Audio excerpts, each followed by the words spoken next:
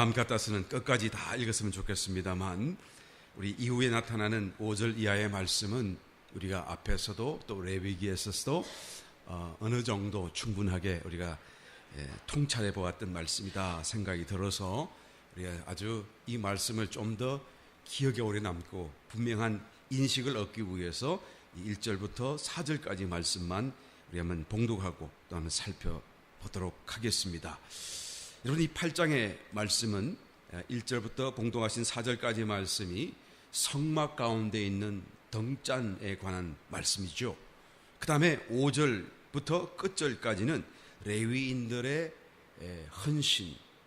우리가 지난 시간 7장에서는 12지파의 족장들이 하나님의 성막을 완공하는 데 있어서 각기 동일한 예물을 반복적으로 12번 가져왔던 것을 우리 한번 살펴본 적이 있습니다. 그래서 민수기 7장이 가장 긴 장이면서도 내용상으로는 가장 간단한 장이 바로 민수기 7장이었다라는 것을 한번 살펴보았었습니다. 그런데 이 민수기는 다 같이 하나님께서 가나안 땅을 향하여 가시기 바로 직전에 출발하기 위해서 준비하도록 말씀하시는 말씀이죠. 그러므로 이 민수기의 말씀은 창세기로부터 다시 한번 거슬러서 연결해 보게 되면 하나님의 형상 모양대로 지음받았던 사람들이 타락한 결과 하나님이 그를 다시 구원하실 뿐만 아니라 이제는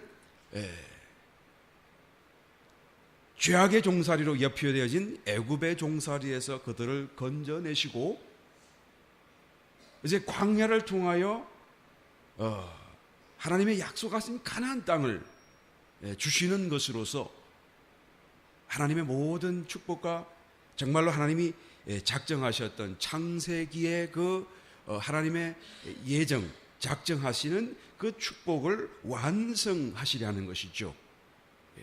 그래서 이 가나안 땅으로 들어가는 것은 여러분 다만 그 가나안 땅을 정복하는, 그래서 이스라엘의 땅을 허락하는 것이 아니라 영적인 의미 속에서 창세기와 연결되어져 있고 우리의 영적인 실체, 곧 모든 죄악에서 구출되는 것뿐만 아니라 하나님이 본래적으로 우리에게 주려 하셨던 그 본래적인 축복이 무엇인가 하는 것을 비유와 표상으로 가득 담고 있는 것이 가나안 땅인 것이죠. 그러니까 가나안 땅은 들어가도 되고 들어가지 않아도 괜찮고가 아니라 반드시 들어가야 돼요. 왜 들어가야 됩니까? 안 들어가면 나는 하나님과 분리되는 거예요. 나는 그런 축복 필요 없습니다 라고 말할지 모르겠지만, 그러나 그런 축복 아니고서는 하나님과 하나 될 수 있고 하나님과 영원히 함께 살아갈 수 없도록 되어져 있는 것이죠. 그래서 이 가나안 땅은 성경의 모든 중심적인 그런 하나의 결론이라고 말할 수가 있는 거예요.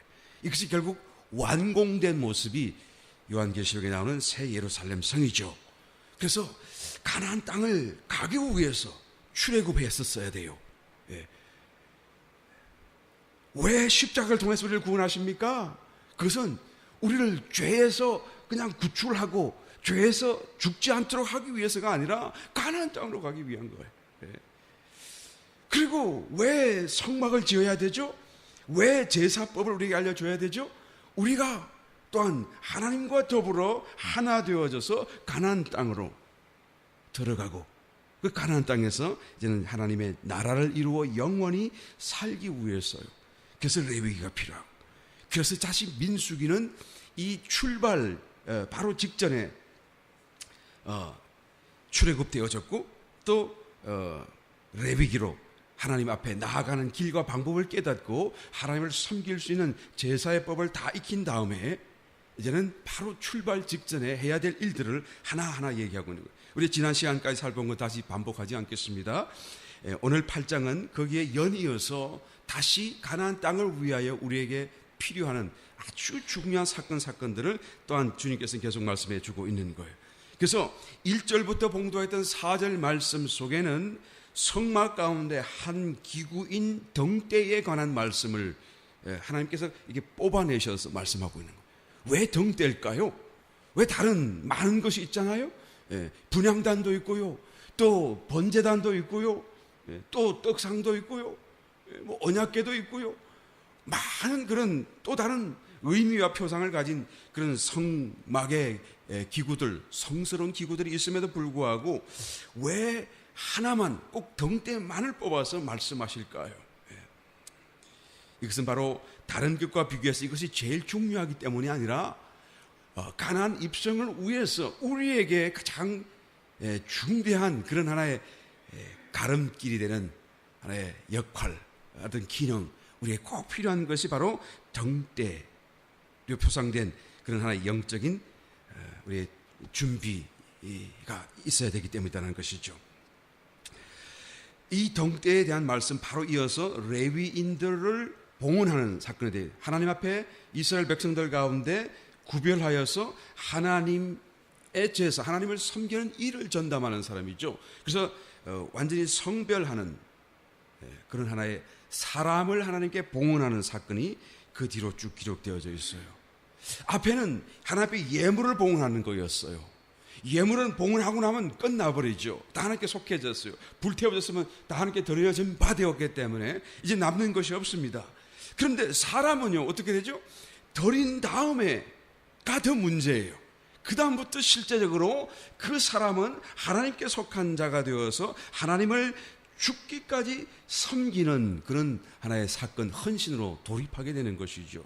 그래서 사람을 하나님께 봉헌하는 것은, 헌신한다는 것은 물건을 드리는 것과는 좀 다른 거예요.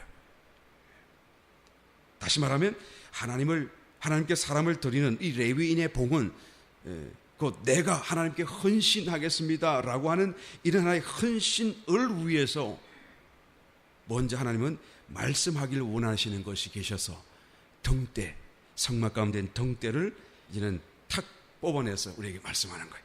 그러니까 이 등대에 관한 말씀을 통해서 하나님은 뭘 말씀하시는 거죠? 곧 헌신하는 것은, 그래서 하나님께 이제 평생토록 하나님을 섬기는 자가 되기 위한 사람들은 어떻게 해야 될 것이다 라는 것을 하나님께서는 말씀하시기 원해서 이 등대를 우리에게 거론하시게 되는 것이죠. 여러분, 성소의 등잔, 성소 안에 있는 그 등잔을 한번 연상해 보시길 바랍니다. 우리가 지난 시간까지 좀 자세히 살펴보았던 그 결과, 이 등잔이 이제 7개 등잔이 있고, 이 등잔은 각기 다 안에가 통하여서 하나죠.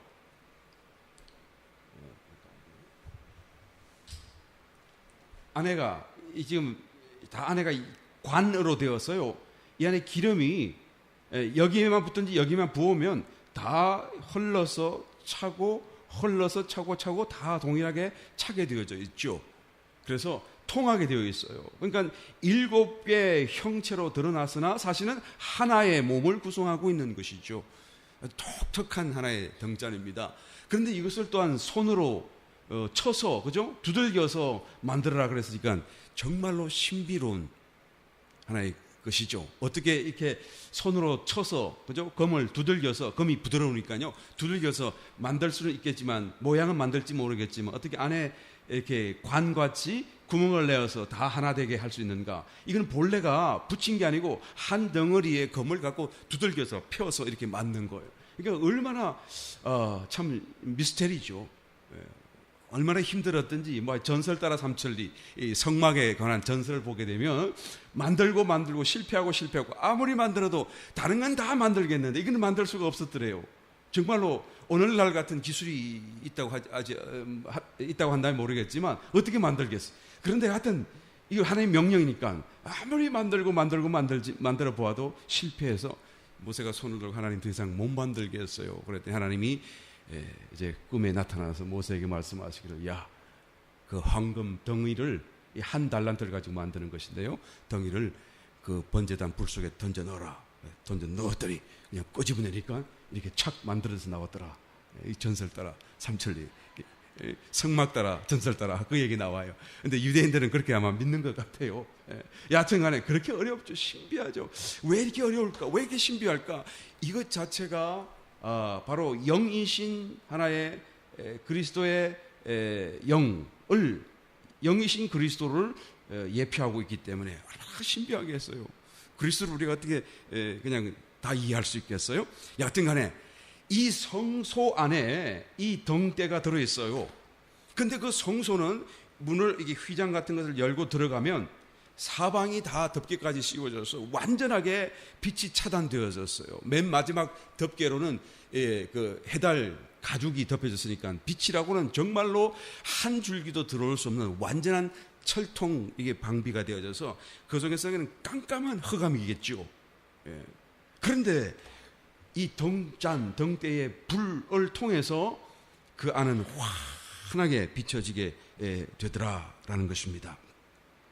외부에 어떤 빛도 없지만 그러나 이 덩잔이 있기 때문에 이 덩잔의 빛 때문에 그 안에는 환하게 되는 것이죠. 만약에 이 덩잔에 빛이 없다고 한다면 어떻게 될까요? 안에는 여전히 깜깜하겠죠. 그러면 그 어둠 속에서 여러분 제사장이 들어가서 어떻게 제사를 집전하겠어요? 떡상이 이쯤 있을 텐데 이렇게 더듬할 수도 없는 거 아니겠어요? 네, 어떻게 향을 피우겠어요? 그러니까 이 빛은 절대적으로 필요한 것인데 유일하게 이 빛만 성소 안에 하나님께서는 허락하셨다라는 것이죠. 다른 어떤 빛도 없어요. 이 빛이 무엇일까요? 요한계시록 한번 찾아볼까요?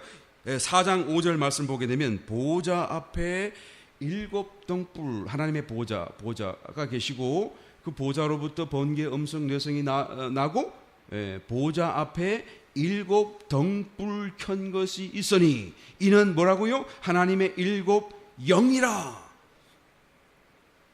7 영이라. 물론 하나님은 한 영이시죠.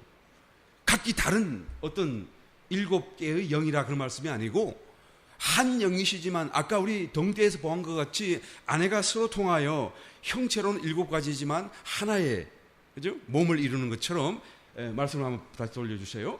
7 영이라 했지만 이것은 다른 영이 아니라 한 하나님의 영으로서 7배로 확장되어졌다라고 말할 수 있겠죠. 그리스도는 한 분이시지만 이제는 모든 믿는 사람의 속에 들어오셨기 때문에 그리스도가 어떻게 돼요? 확장되는 것처럼 말이에요. 그래서 예수님이 다시 오시고 이 모든 만물이 회복되기 전까지 이제는 예수님이 성천하시고 다시 오시기 그까지 성령 하나님이 가장 그 역할이 필요해요. 강력합니다. 더 확대되어야 될 필요가 있고요. 예수님은 하늘에 올라가 계시고 또 하나님 아버지도 보좌에 앉아 계시고 이제는 그의 영이 우리 가운데서 교회 가운데 역사하시잖아요. 그래서 7영으로 보좌 앞에 계신 거죠. 그러니까 7 등불 영 맞습니까? 등불. 그게 다시 말하면 등불이 켜졌다라는 빛을 발한다라는 것은 성령의 하나님의 영 그리스도의 영의 빛을 비추시는 사건이겠죠. 그래서 7 등불은 바로 7 영이신 그리스도의 영이신데 그 영이 그 등불이 빛을 비춘다고 하는 것은 곧 성령이 오셔서 우리에게 빛을 비추어 주시는 빛 비추시는 사건을 두고 이 등불에 비유할 수가 있을 것입니다. 그래서 성막의 성소 안에 오직 등대만 빛을 비추도록 하나님께서는 명령하신 것은 곧 하나님을 섬기는 일에는 다른 모든 것이 불가하고 오직 성령의 조명하심, 성령의 빛 비추심 외에는 다른 어떤 것도 하나님을 섬길 수 있도록 우리를 인도할 수 없고 하나님께로 나아가는 어떤 섬김을 도울 수 없다라는 것을 단적으로 보여주는 것이죠. 사람의 철학, 사람의 윤리 도덕이 아무리 뛰어나고 괜찮아 보이고 또 사상과 어떤 종교가 아무리 위대하다고 할지라도 여러분 그것은 하나님을 섬길 수가 없어요.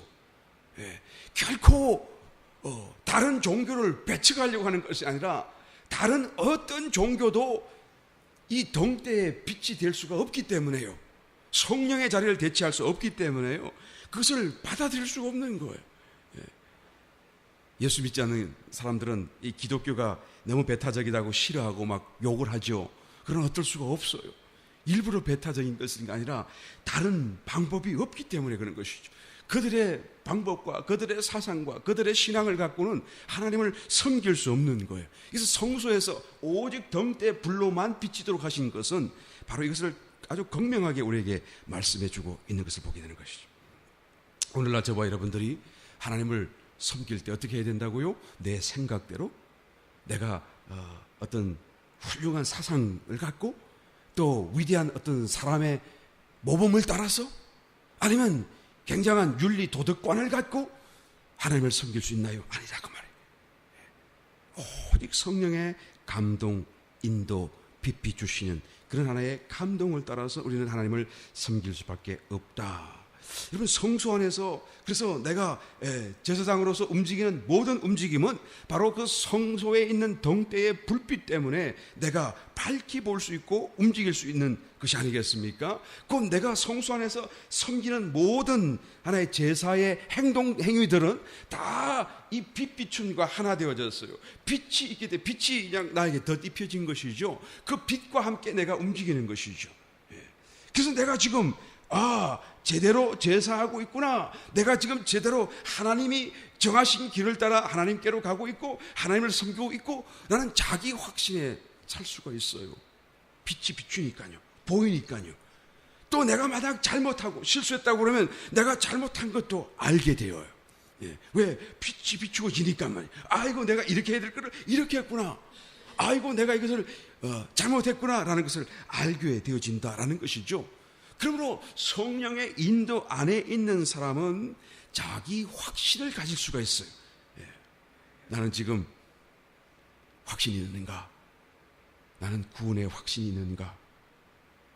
내가 만약 구원의 확신이 흐릿하다라고 한다면 내가 지금 성령의 빛 안에 들어와 있지 않기 때문에 그런 거예요. 나는 지금 들림받을 확신이 있는가? 그럼 들림받을 확신이 없다고 해도 적어도 나는 들림받을 그런 어떤 가능한 길을 따라 지금 가고 있다는 것을 나는 내 스스로 말할 수가 있는 것인가? 여러분, 그것을 말할 수 있어야 돼요. 내가 지금 잘못했으면 잘못했다는 것도 내가 분명히 말할 수가 있어요. 나는 이것이 잘못인지, 나는 이것이 잘한 것인지, 나는 지금 하나님과 함께하고 있는 것인지, 내가 하고 있는 이 신앙의 길이 하나님을 제대로 섬기고 있는지 아닌지 나는 잘 모르겠습니다 라고 한다면 그 사람은 이 등대에 불이 없는 거예요.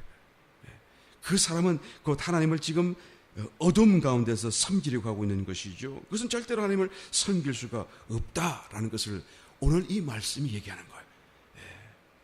우리는 이 등대 불 안으로 들어와야 돼요. 성령의 조명하심 안에서 우리가 지금 살아야 되는 것이죠.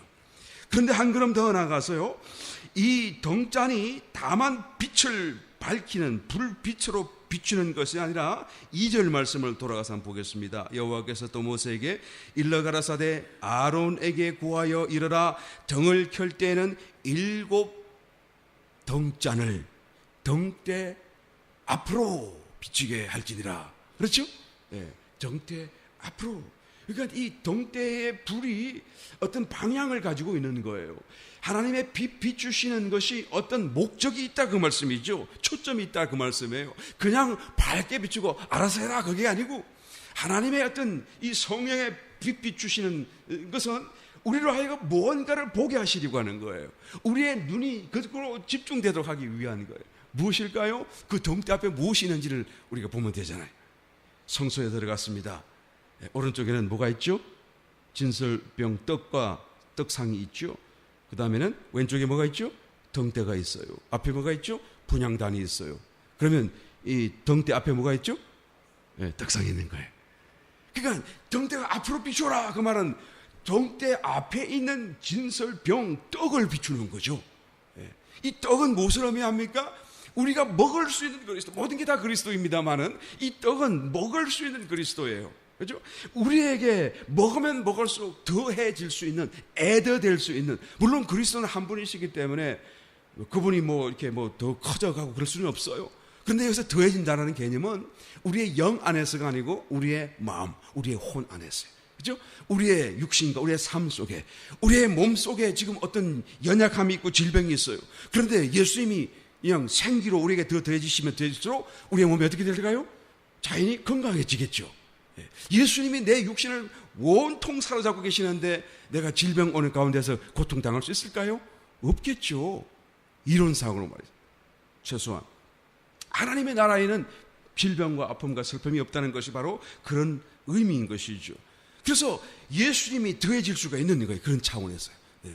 그래서 먹을 수 있는 상위에 있는 떡으로서 예수님은 우리에게 먹어질 수 있고 더해질 수 있고 우리에게 또한 보태질 수 있는 예수 그리스도를 말씀하고 있는 거예요.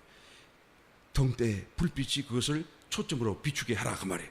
그러니까 성령이 하시는 이런 모든 사역을 다 모아서 공통 분모를 내보게 되면 한 가지 일치되는 점이 있어요. 뭐예요? 예수 그리스도를 간증하는 거죠. 성령님이 여러 가지 일을 하십니다만은 그 모든 일의 공통 분모는 바로 그리스도를 간증하시는 거예요. 그리스도를 우리로 하여금 보게 하시는 거죠. 그리스도를 느끼게 하고 깨닫게 하고 먹게 하고 우리로 하여금 자꾸 더해지도록 만드시는 이 일이 유일한 한 가지 일로 집약될 수 있는 것이 바로 성령의 사이고 역사이더라 라는 것을 말씀해 주고 있죠. 그래서 7등잔을 기대 앞으로 비추게 하라. 성령이 내 마음속에 역사하고 내 삶 속에 역사하면 할수록 나에게 무엇이 더해집니까? 그리스도를 더 알게 되고 그리스도를 더 체험하게 되고.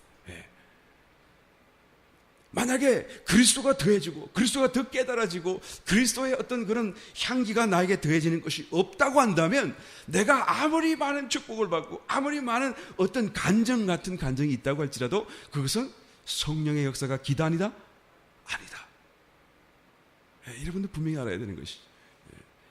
눈에 보이는 어마어마한 기적이 있다고 할지라도 그걸로 인하여 나에게 어떤 성령의 그리스도가 더해지시고 깨달아지고 내가 그리스도의 어떤 성품으로 좀 더 다 변화되지 않는 것이 없다라고 한다면 그것은 결코 성령의 역사가 아니다라는 것을 말할 수 있는 거예요. 요한복음 17장 3절에서 예수님이 이런 말씀하셨어요. 마지막 이제 고난받으시기 바로 직전 날 밤에 하나님 앞에 기도하죠. 아버지께 기도하죠. 그 기도는 모든 것을 다 마무리하며 총 결론을 내리는 그런 내용을 담고 있는 말씀인데요. 그 짧은 말씀 속에 이 말씀하셨어요. 영생은 곧 유일하신 참 하나님과 그의 보내신 자 예수 그리스도를 아는 것이니이다. 당신이 예수님이시고 당신이 그리스도이신데 당신이 당신의 이름을 얘기하면서 이런 경우가 없었어요. 그죠? 참 독특한 문장입니다. 예수님이 하셨던 말씀인데요. 영생은 곧 유일하신 참 하나님과 나를 아는 것이다. 그렇게 하시면 될 것 같다가 말이에요. 그의 보내신 자 예수 그리스도 당신의 이름을 말씀하시면서 그것을 아는 것이다. 그러니까 이 사건이 이 문장이요 얼마나 정말 진리고 객관적이고 아주 영원히 이게 당신이 하시는 말씀일지라도 당신을 이제 빼고서라도 이 말씀만으로라도 이제 하나의 객관적인 진리로서 우리 가운데 말씀하기를 원하시는 거예요. 그래서 깊이 인상받아야 돼요. 여기서 예수 그리스도 하나님과 예수 그리스도를 아는 것이다 라고 했는데 여러분 이 말은 영생은 아는 것이다 그 말씀이거든요. 이 말씀은요 너희가 하나님을 알고 예수 그리스도를 알게 되면 영생을 준다 그 말이 아니고요. 또 너희가 예수 그리스도를 알아야 영생을 얻게 된다 그 말을 하시는 게 아니에요. 여기서 이 말씀은요 영생은 곧 아는 것과 이퀄 같다 그 말이거든요. 그러니까 알고 난 뒤에 영생이 주어지고 뭐 영생을 얻으려면 알아야 되는 것이 아니라 그냥 동시에 존재하는 거예요. 영생은 이퀄 아는 것이다 라고 지금 얘기하는 거예요. 그러니까 성경에서 지금 안다라고 하는 이 단어는요 굉장한 의미를 내포하고 있어요. 우리는 그냥 안다, to know, I know somebody, know라는 그 단어를 쓰는데요. 그 안다라는 말은 우리의 지식 속에서 또는 기억 속에서 기억되는 거예요. 그렇죠? 내가 오바마 대통령을 안다라고 말할 수 있어요, 없어요? 말할 수 있죠. 어떻게 압니까? 신문에서 봤고요, 뉴스에서도 봤고요, 그가 가까이 살고 있다는 건 내가 알고 있고요. 그래서 나는 오바마 대통령을 잘 알아요. 그런데 문제는 또 오바마 대통령이 나를 알고 있는지는 모르겠어요. 왜 모를까요? 내가 그 사람하고 조금 덜 이렇게 유명하다 보니까 뭐 신문에도 별로 안 나고 뉴스에도 별로 안 나니까 그 사람이 나에 대한 지식과 기억이 전혀 없을 수가 있는 거예요. 그렇죠? 이게 나는 그냥 뉴스를 통해서, 신문을 통해서 그에 대한 지식을 갖고 있고 기억을 갖고 있고, 그래서 나는 안다라고 말을 할 수가 있는데 그에게는 그것이 없기 때문에 나를 모를 수가 있다, 그 말이죠. 그러니까 우리가 안다라고 하는 이 말은 그냥 단지 우리의 지식과 우리의 기억과 우리의 어떤 그런 단편적인 체험들로 기초해서 안다, 모른다라고 말을 하잖아요. 그런데 성경에서 안다라고 하는 단어는 그것뿐만 아니라 거기다가 플러스 굉장히 중요한 하나의 어떤 요인이 필요한데, 그 요인은 교감이라는 거예요. 교감. 커뮤니케이션이라고 하는 거예요. 상호 교감이라는 거예요. 이게 성경적인 의미 속에서 정말로 안다라는 이 단어가 되기 위해서는 지식도 있어야 되고 기억도 있어야 되고 체험도 있어야 되지만, 지금 현재로 그와 교감하는 것이 있을 때 안다라는 말을 할 수가 있는 거예요. 이 안다라는 이 단어는요, 실제로 우리 요셉이 예수님 아기 예수 탄생하기 전에 자기 아내 마리아가 잉태한 것을 알게 되잖아요. 그럴 때 가만히 이걸 어떻게 할까 생각하다가 이제는 그냥 끊고 이혼할까 이렇게 생각하고 있는데 하나님의 천사가 나타나서 여차여차의 사정을 다 말씀하시면서 너는 그를 데리고 가기를 두려워하지 말라. 그랬더니 요셉이 아멘 하고 어떻게 합니까? 그 아내를 데려왔으나 아들을 낳기까지 어떻게 해요? 동침치 아니하니라. 나으니 그 이름을 예수라 하니라. 이 동침한다는 단어가요, 바로 그 안다라는 단어와 똑같은 단어예요. 기노스코, 그 말이 이 말 똑같은 단어예요. 또 마리아에게 천사가 나타났어요. 하나님의 성령으로 너는 잉태하여 아들을 낳으니 이름을 예수라라. 아유 주여, 내가 남자를 모르는데 알지 못하는데 어떻게 아이를 낳습니까? 그럴 때 내가 모른다, 알지 못한다라고 할 때, 그죠? 자네를 알지 못한다는 말도 똑같이 여기서 기노스코, 안다라는 것을 지금 가지고 단어를 쓰고 있어요. 그러니까 성경에서 안다라는 것은 다만 지식이 아니고 깊은 어떤 교감을 두고 얘기해요. 상호 이렇게 연결된 어떤 것을 전제하고 있는 것을 보게 됩니다. 우리가 잘 알고 있는 마태복음 7장 23절에 주여 주여 하는 자마다 다 천국에 이를 것이 아니요. 그랬더니 그 사람들에게 예수님이 뭐라 그랬죠? 내가 너희를 도무지 알지 못하나니 이 행악하는 자들아 내게서 떠나가라.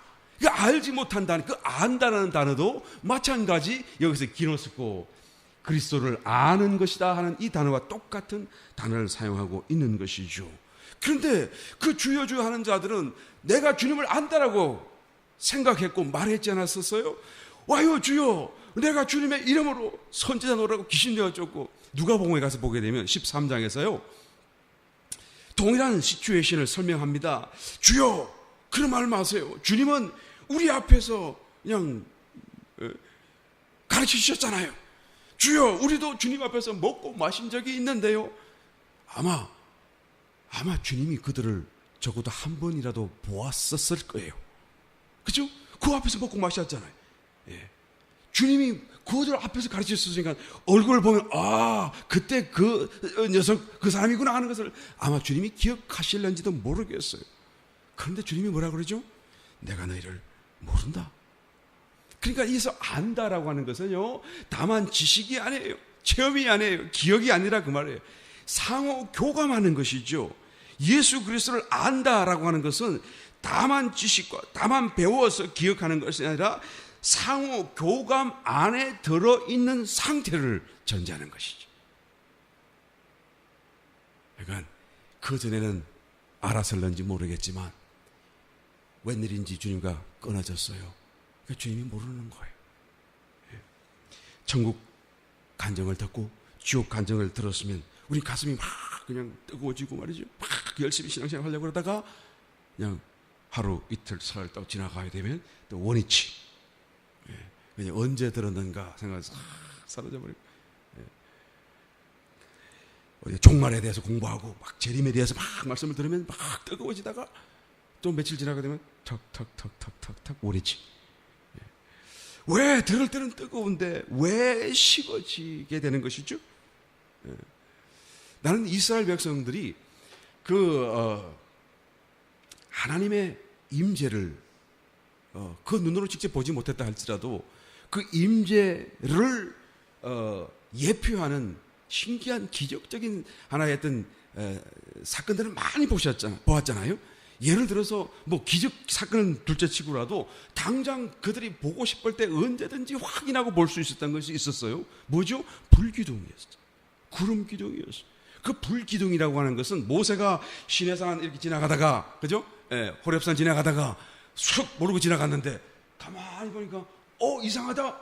뭔가 불이 있었는데 왜 그 불이 타지를 않는가? 여러분, 불이 있다는 것과 불 탄다는 건 다르잖아요. 그죠? 그런데 불은 분명히 있는데 그 가시 떨긴 나무가 타지 않더라는 거예요. 그래서 이상하다. 지나가라는 생각해서 돌아보는 거예요. 그 불빛을 얘기하는 거예요. 얼마나 신기하겠어요. 그죠? 불기둥 안에 계신 주님, 하나님, 그 불이라고 하는 것은요, 타지 않는 거예요.